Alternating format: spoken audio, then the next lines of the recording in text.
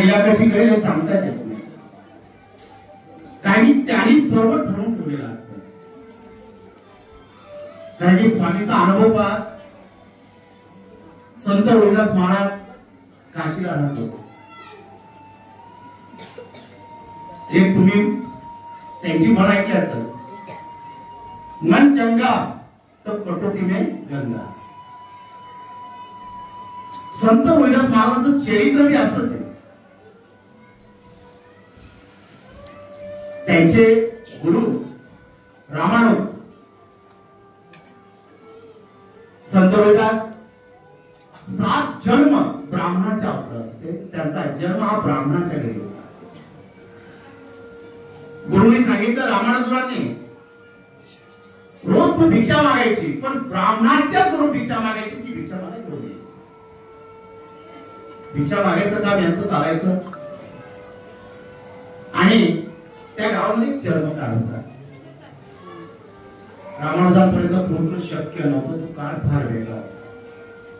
शूद्रांनी काही गोष्टींपासून लांबच असावं असा तो जुना काळ होता.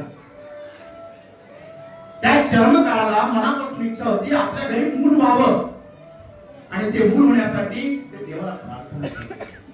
पण त्यांना माहित पडलं की रामाचार्यांना जर भिक्षा दिली तर आपल्या घरी प्राप्त होईल. पण त्यांचा जो ब्राह्मण आहे, त्यांचा जो शिष्य आहे, तो आपल्याकडे भिक्षा देत नाही. पण एक दिवसाची वेळ आली, या चर्मकाराने एक दुकानदार होता त्याच्याजवळ भिक्षा ठेवून दिली. आणि योग असा आला, त्या दिवशी गावामध्ये पाऊस झाला, बहुतेक असं काही वातावरण झालं, आणि त्या दिवशी त्यांना भिक्षा मागताना त्या गावातच जाता आलं नाही. गुरुसाठी स्वयंपाक करायचा म्हणून दुकानदार दिसला, आणि त्या दुकानदाराकडून भिक्षा घेतली. स्वयंपाक बनवला आणि गुरुना जेवण दिलं. जेवण दिल्यानंतर गुरुनी जेवण केलं आणि त्यांना जाणवू लागलं आज ब्राह्मणाच्या घरची भिक्षा नाही. आणि त्यांनी विचारलं तू आज भिक्षा कोणाकडून मागितली? सांगितलं मी आज असाची गोष्ट घडल्यामुळे किराणा दुकानातून भिक्षा घेतली. रामानुचार्य त्या किराणा दुकानाजवळ गेले आणि त्याला विचारलं ही भिक्षा तुला कोणी द्यायला लावली? तेव्हा त्यांनी त्या चर्मकाराचं नाव सांगितलं. चर्मकार तिथे आला, रामानुजांना नमस्कार केला आणि सांगितलं आमची भिक्षा तुम्ही स्वीकार करणार नाही म्हणून आम्ही या दुकानदाराकडे ती भिक्षा दिली होती. रामानुचार्य काहीच बोलले नाही आणि त्या चर्मकाराला वरदान दिलं, हा ब्राह्मण तुझ्या पोटी जन्माला येईल. ते वरदान मिळालं. रोहिदासांचा जन्म ते चर्मकाराच्या घरी झाला. चर्मकाराचा घरी जन्म होणं, त्या समाजाचा उद्धार करणं हे रोहिदासांचं काम. देव कोणाचाही जन्म कोणाच्या घरी प्राप्त करत नाही, त्याचा जन्म होत नाही, त्या समाजाचा त्या घराचा उद्धार होण्यासाठी संत हे त्या समाजात जन्म घेत असतात. आपल्या समाजामध्ये प्रत्येक समाजाचा एक संत आहे आणि प्रत्येक संतांनी प्रत्येक समाजाच्या घरी जन्म का घेतला की हा हिंदू धर्माला या सनातन धर्माला एकत्र आणण्यासाठी प्रत्येक समाजाचा माणूस एकत्र जोडावा म्हणून प्रत्येक समाजाच्या घरी जन्म घेतला. पण आपल्या काय धर्म झालेला आहे, हा माझ्या समाजाचा आहे, तो त्याच्या समाजाचा आहे, ती त्यांनी पूजा केली पाहिजे, ती त्यांनी त्याचं नाव घेतलं पाहिजे. संतांनी हा भेदभाव आणलेला होता, हा भेदभाव आपण केलेला. म्हणून या मठामार्फत सगळ्या संतांची जयंती पुण्यतिथी मठामध्ये साजरी केली जाते की संत हे समाजापुरता मर्यादित नाही, हे समाजासाठी मर्यादित नाही, हे धर्मासाठी मर्यादित आहे. हे सनातन धर्मासाठी, धर्माचा प्रचार करण्यासाठी, भागवत धर्माचा प्रचार करण्यासाठी यांचा जन्म झालेला आहे आणि त्याच्या जन्माचं सार्थक झालं पाहिजे म्हणून आपण प्रत्येक संतांचं नामस्मरण केलं पाहिजे. आपल्यामध्ये जो भेद आहे तो काढला पाहिजे. महाराज अक्कलकोटला बसलेले होते, विहिरीच्या गड्ड्यावर बसलेले होते. चिमा आले आणि थोडी येळसर होते. तिच्याजवळ एकच तांब्या होता, त्या तांब्यामध्ये पाणी घ्यायचं आणि गावातून लोकांकडून मागायचं, त्याच्यात प्यायचं, उदाहरण चालायचं. महाराजांसमोर आली, तो खराब झालेला तांब्या स्वामींना दाखवला. स्वामीने जरा त्या विहिरीत फेकून दिला. चिमा रडू लागली, महाराज माझ्याकडे तेवढं तांबे आहे, मी काय करू महाराज? तांब्या पाहिजे मार उडी घेतलं तांब्यावर महाराज एवढंच पण चिमाचा विश्वास हा स्वामींवर होता. तिने विहिरीत उडी मारली. सगळे लोक घाबरू लागले. महाराज चिमा मरून जाईल. अरे मरले चिमा काय मरले का? महाराज एवढंच आधा तास झाला चिमा दिसत नव्हती. सर्वांना काळजी वाटू लागले पण स्वामी समोर जाण्याची हिंमत कोणामध्ये नव्हती. तेव्हा बाळप्पा महाराज स्वामीला सांगता स्वामी चिमा बाळ्या ते आली हो तू गाडी बनवास. आणि थोड्या थोड्या चिमा विहिरीमधून बाहेर निघाली. अशी शुद्ध अशी दिसायला लागली. तिच्या सौंदर्यात सुद्धा फरक पडलेला होता. तिचा तो तांब्या खराब झालेला होता शुद्ध चमकत होता. सगळ्यांनी हा चमत्कार तिथं पाहिला. चिमाने तांब्या भरून आणला स्वामीच्या चरणावर टाकला आणि तिथं गंगा प्राप्त झाली. तिथं स्वामीने आशीर्वाद दिला. हे गंगेचं महत्व काय? प्रत्येक ठिकाणी गंगेला का म्हणतोय? कुंभमेळ्याला का म्हणतोय? कुंभमेळा का म्हणतो? ज्यावेळेस भगवंतांमध्ये देवतांमध्ये राक्षसांमध्ये युद्ध होत होते. काही गोष्टी अशा घडल्या होत्या. समुद्र मंथन झालेलं होतं आणि अमृताचा गडा हा राक्षसांकडे गेला होता. त्यावेळेस भगवंत विष्णूंनी मोहिनीचं रूप धारण केलं आणि इंद्राचा मुलगा जयंत यांनी कावड्याचं रूप धारण केलं. मोहिनीचं रूप धारण करून तो कावड्याकडे जो गडा दिला, जो कुंभ दिला आणि त्या कुंभाच्या वादामध्ये 4 थेट हरिद्वार, उज्जैन, नाशिक आणि प्रयागराज ह्या ठिकाणी पडले. उज्जैन आणि हरिद्वार याला अर्ध कुंभ म्हणतात. नाशिकला पूर्ण कुंभ म्हणतात आणि प्रयागराजला महाकुंभ म्हणतात. ही त्यावेळेस वरदान देण्यात आलं की जेवढाही कुंभ भरेल, जोही भक्त ह्या गंगेमध्ये स्नान करेल त्याचे पापे धुतले जातील. पण पाप धुण्यासाठी नुसतं शरीर बुडवणं शक्य नाही. आपलं बुद्धी सुद्धा त्याच्यात बुडवावी लागते. एखादी काचीची बॉटल असते त्याच्यात घाणेरडं पाणी टाकलं आणि त्या गंगेमध्ये बुडवलं, 5 दिवस 8 दिवस ठेवलं तर ते बाकीचं पाणी चांगलं होईल का खराबच राहील? खराबच राहणार. का? त्याचं बुज बंद आहे. तसं आपण गंगेमध्ये आंघोळ केली पण आपल्या बुद्धीचं जे बुज जे आपल्या हृदयामध्ये भगवंताच्या नामस्मरणाचं बुज आहे ते आपण बंद ठेवलं, ते उघडलंच नाही तर आपल्या अंतर्यामीमध्ये जी आपल्या मनामध्ये जे पाप आहे ते कसं कुठल्या जाईल, जी घाण आहे ती कधी बाहेर निघेल? त्याच्याकडे मनापासून भगवंताचं नामस्मरण करा. संत रोहिदास चर्मकाराच्या घरी जन्म झालेला होता. आईचं दूध प्राशन करत नव्हते. आईला काळजी वाटली होती माझा मुलगा दूध देत नाही. त्यावेळेस रामानुचार्य एका मंदिरात आले होते. त्यावेळेस चर्मकाराला कळलं रामानुचार्यांचा आपल्याला आशीर्वाद आहे, आपण त्यांना भेटावं. त्या बाळाला घेऊन ते रामानुचार्यांकडे गेले. महाराज नमस्कार, आमचं बाळ दूध देत नाही, तुमच्या आशीर्वादाने आमच्या घरी बाळ झालं. तेव्हा रामानुचार्यांनी रोहिदासाकडे पाहिलं आणि सांगितलं, अरे रोहिदासा, आईचं दूध का प्राशन करत नाही? तेव्हा रोहिदासांचा रामानुचार्याचा लहान बाळाचा संवाद होतो. महाराज, आईने दीक्षा घेतली नाही, मी दीक्षा घेतली नाही. तर त्या लहान बाळाला रामानुचार्यांनी त्यांच्या कानामध्ये मंत्र दिलं, तिथं दीक्षा दिली. त्या लहान बाळाला 2 दिवसाच्या बाळाला तरी दूध प्राशन करत नव्हते. त्यानंतर रोहिदासांच्या आईला दीक्षा दिली त्यांच्या गुरुनी, तेव्हा त्यांनी दूध प्राशन केलं.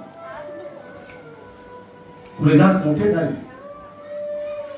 चर्मकाराचा व्यवसाय त्यांचा चालू होता तर भगवंताचं नामस्मरण चालू होतं. गुरुवरची श्रद्धा ही अटळ होती.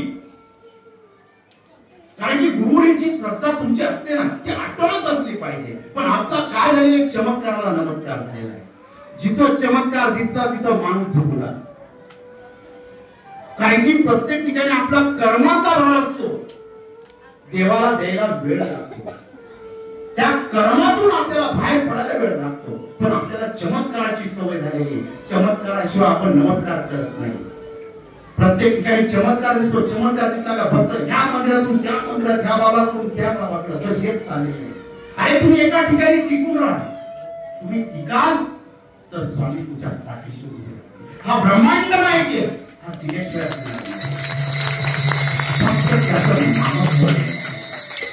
चमत्काराला नमस्कार करू नका. स्वामी अनेक परीक्षा पाहतील, त्या परीक्षांमध्ये आपल्याला सफल होईल. संत रोहिदासांच्या परीक्षा किती पाहिल्या. एक ब्राह्मण त्यांच्याकडे आला. सिंहस्थ कुंभमेळा हरिद्वारला भरलेला होता.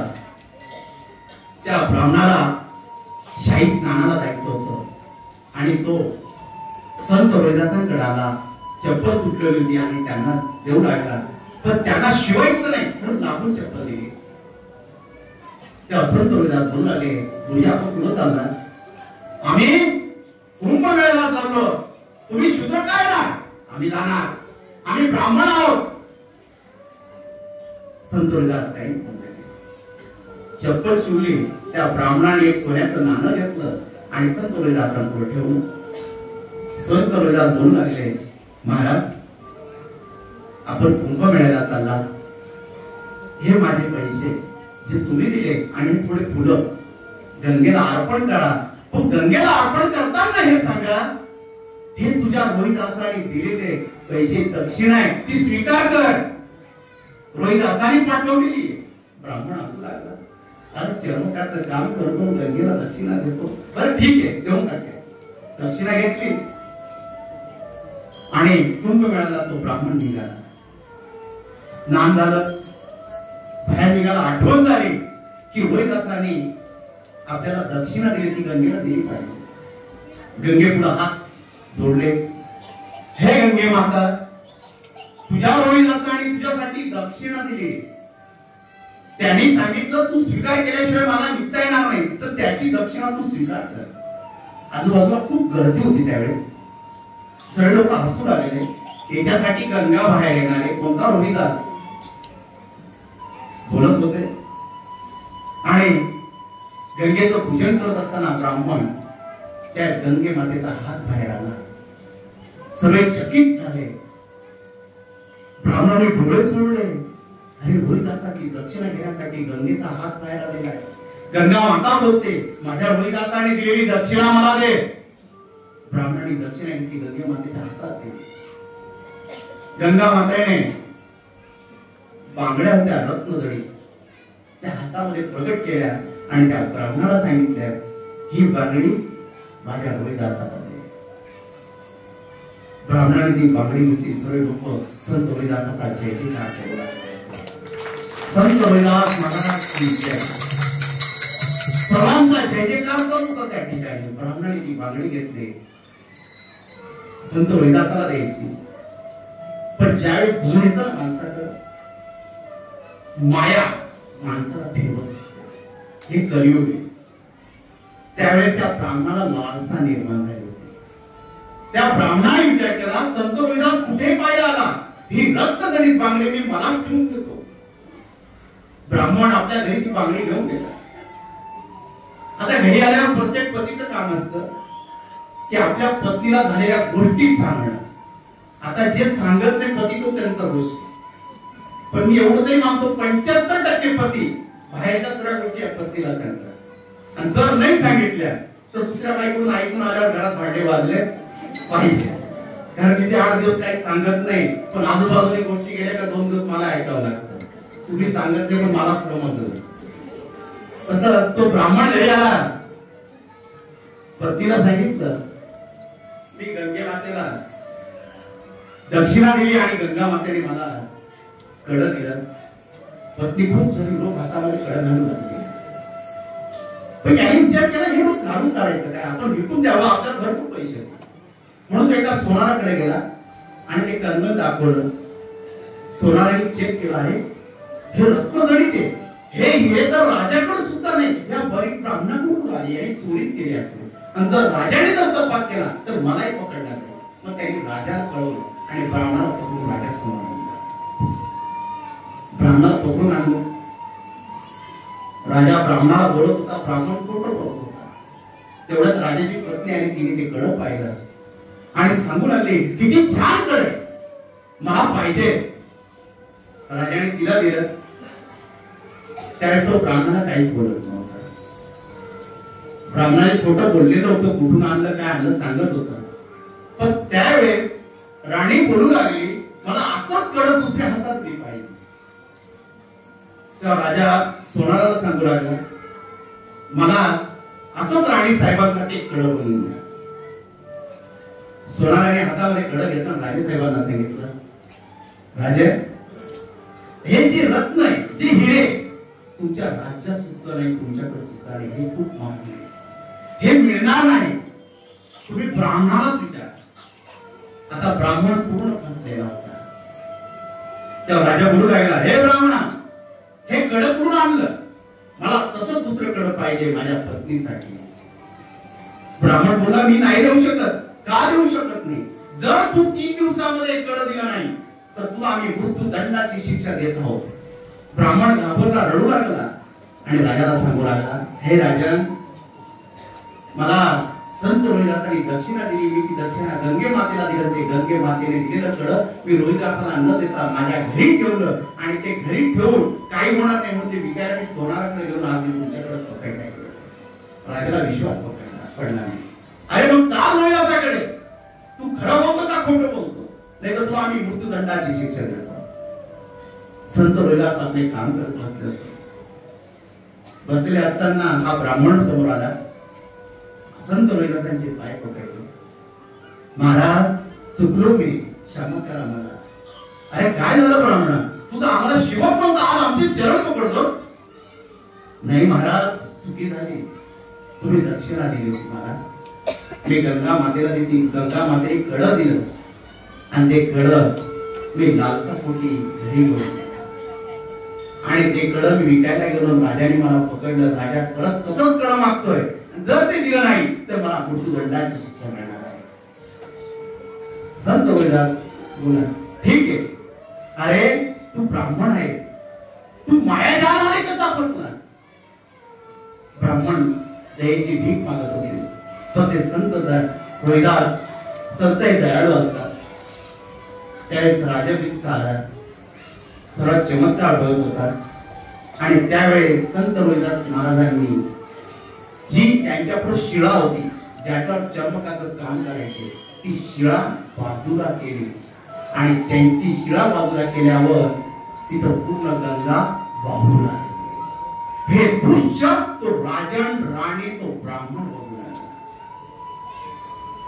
त्यावेळेस संत रोहिदासांनी त्या गंगेमधून जी पाटी असते, कटोती म्हणतात त्याला हिंदीमध्ये, त्याच्यामध्ये ते पाणी घेतलं आणि गंगे मातेला आवाहन केलं, हे माते, आज माझा एक भक्त, एक ब्राह्मण, त्याच्यासाठी त्याची मृत्यूदंडाची शिक्षा वाचवण्यासाठी तू प्रगट हो आणि एक कडं त्याला भेट दे. गंगा मातेची आराधना करू लागले आणि त्यावेळेस गंगा माता प्रगट झाली, तिथून कडं देऊ लागली.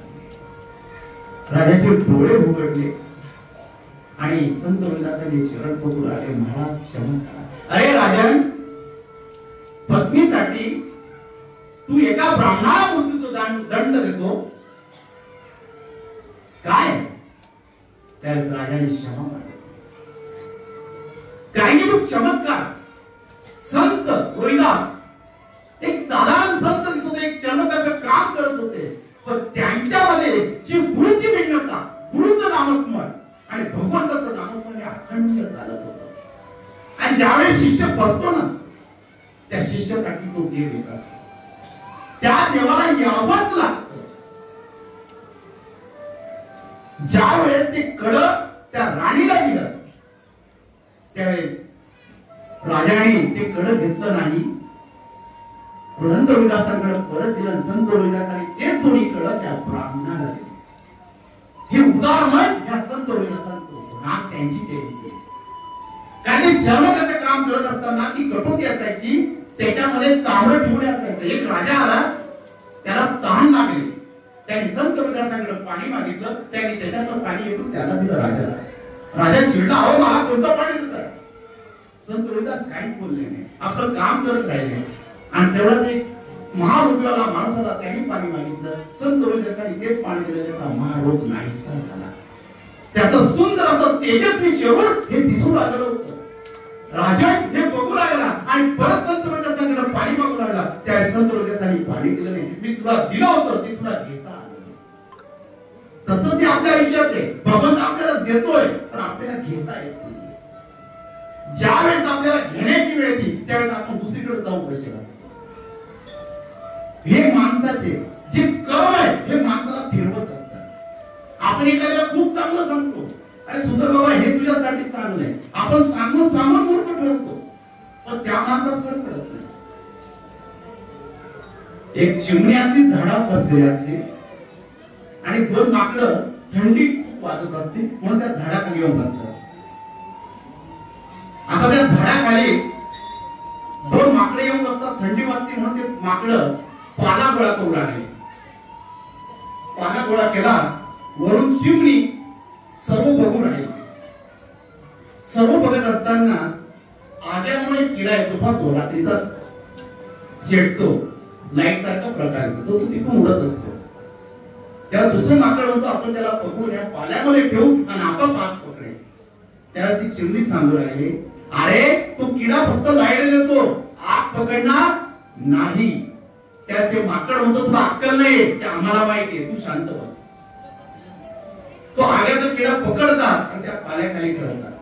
त्या चिमणी बोलते त्या किड्याने आग लागणार नाही, तुम्ही दगड घ्या, दगड घासा, त्याच्याने आग प्रगट करा. ते माकड म्हणतो तुला अक्कल नाही, तू शांत बस, आमचं आम्ही बघू. परत ती चिमणी सांगते, अरे लाकड तरी घ्या, घासा आणि त्याच्याने आग प्रगट करा. माकडाला राग येतो, तो वरती जाऊन त्या चिमणीला मारतो, चिमणी तिथंच मरते. तसंच आपल्या आयुष्यात आहे. आपण काहींना सांगतो पण ते मूर्ख लोक आपल्यालाच वेळात काढतात आणि आपल्याला मूर्ख बनवतात. म्हणून आपण कधी कुणाला चांगलं सांगतो त्याचं फळ हे आपल्याला भोगावं लागतं. म्हणून या जगामध्ये आपण म्हणतो चांगलं सांगणं सुद्धा मूर्खपणा आहे. हे प्रत्येकाच्या आयुष्यात घडत असतं.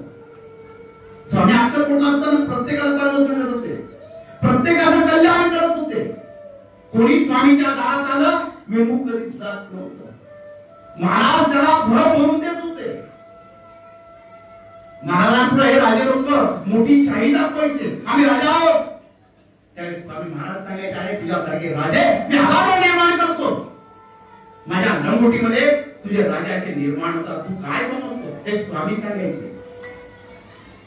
स्वामींना जेव्हा हिरे मोती सोन्याच्या मोहराला बोलवायच्या, स्वामी काय सांगे, अरे तू कोण देणार आहे, हे निर्माण करणार आम्ही